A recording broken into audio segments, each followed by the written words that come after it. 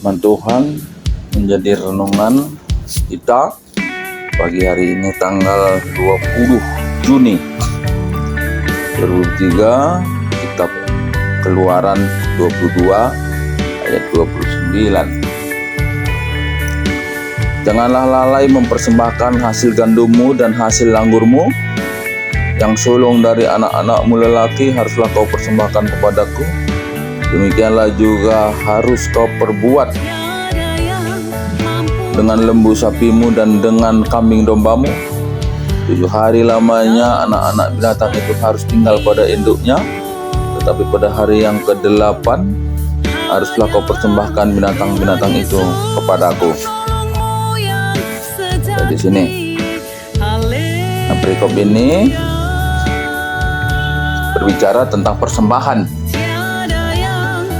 di mana Tuhan menginginkan dan disampaikan di sini dengan tegas bahwa janganlah lalai mempersembahkan hasil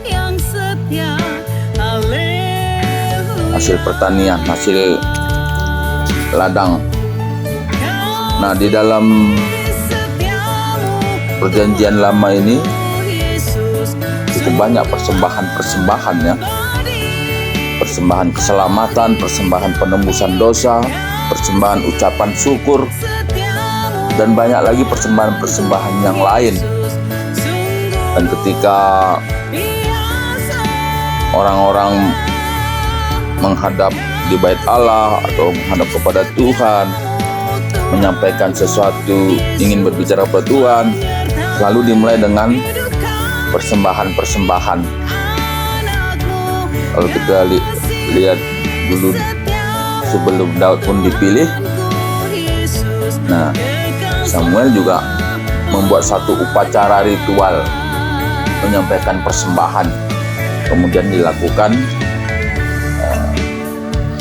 ibadah dan menunjuk Daud untuk diangkat jadi raja.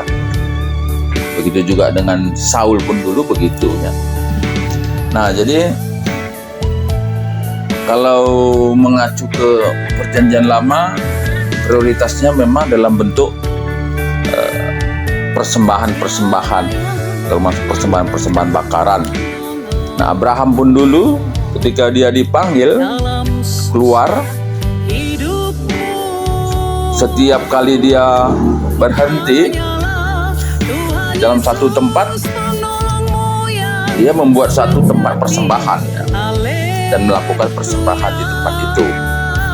Dan begitulah juga Tuhan menyampaikan, mengingatkan kepada bangsa Israel, ya tentu kepada kita, untuk tidak lalai dalam memberikan persembahan. Nah, kita di gereja saat ini juga banyak, masih terus berlangsung hingga saat ini. Ada persembahan ucapan syukur, ya, tandariah ukur, ada kerja rani, ada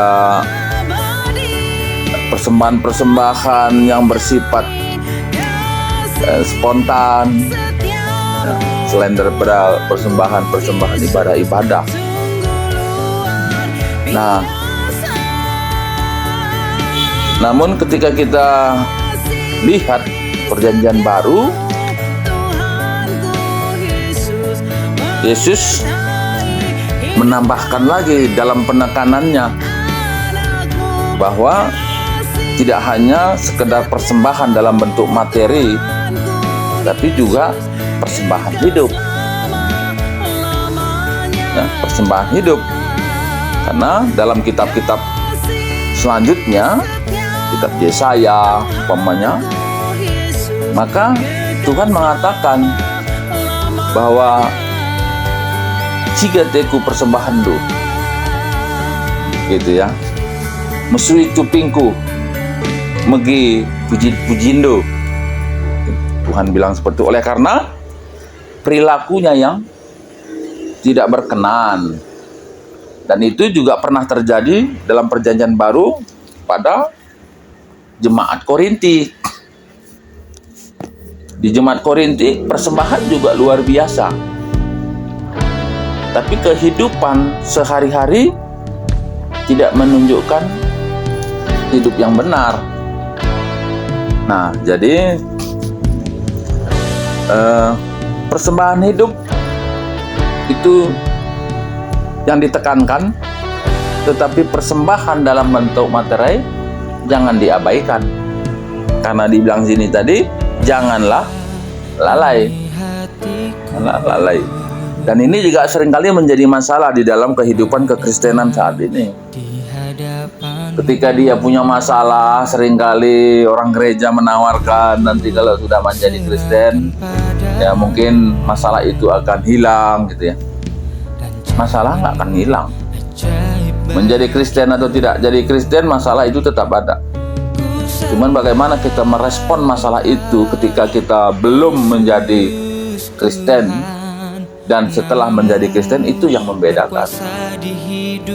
Bagaimana respon kita dalam menghadapi suatu permasalahan itu, yang membedakannya adalah caranya kita. Ketika kita sebelum menjadi Kristen dan setelah menjadi Kristen, itu tentu berbeda. Nah,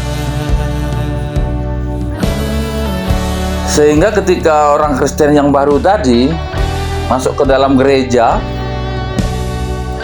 yang sering kali jadi persoalan, orang-orang yang baru ini seringkali hanya ditegur oleh 1-2 orang gitu, biasanya gitu. Sehingga ini juga rawan gitu ya, rawan Kristen yang prematur, Kristen yang prematur. Padahal Alkitab mengatakan ketika 1 orang bertobat, seisi surga itu bersorak-sorai. Tapi ketika ada orang Kristen yang baru masuk gereja, cuman 1-2 yang bersorak-sorai. Cuma 1-2 yang bersorak-sorai. Nah, ini kan juga jadi pertanyaan gitu ya. Padahal di surga itu, seisi surga itu bersorak-sorai.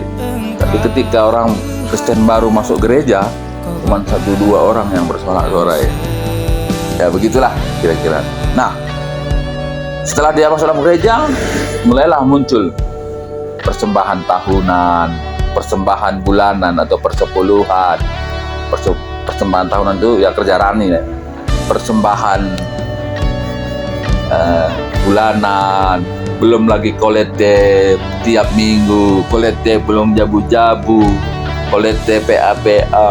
Dan ini beberapa bagian jemaat ini juga masalah. Nah, tentu dari bagian perikop ini kita mengingatkan untuk tidak lalai dalam memberikan persembahan. Oleh karena apa yang kita terima itu adalah sebetulnya berkat Tuhan, dan kita belajar untuk mengucap syukur dalam bentuk persembahan. Mengucap syukur dalam bentuk persembahan.